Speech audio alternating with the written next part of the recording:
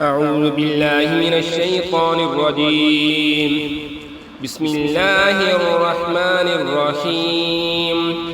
عما يتساءلون عن النبأ العظيم الذي هم فيه مختلفون كلا سيعلمون ثم كلا سيعلمون.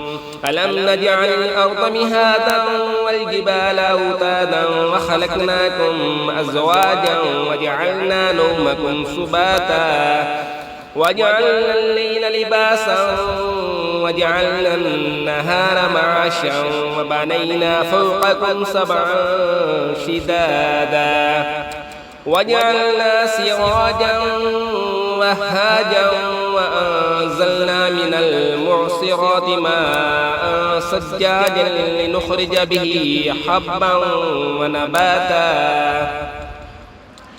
وجنات ألفافا. إن يوم الفصل كان ميقاتا يوم ينفخ في الصور فتأتون أفواجا وفتحت السماء فكانت أبوابا وسيرت الجبال فكانت سرابا.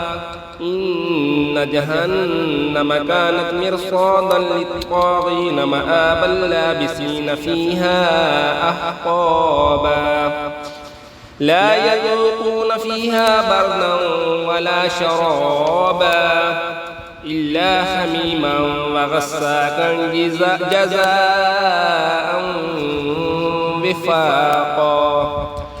إنهم كانوا لا يرجون حسابا وكذبوا بآياتنا كذابا وكل شيء أحصيناه كتابا فذوقوا فلن نزيدكم إلا عذابا.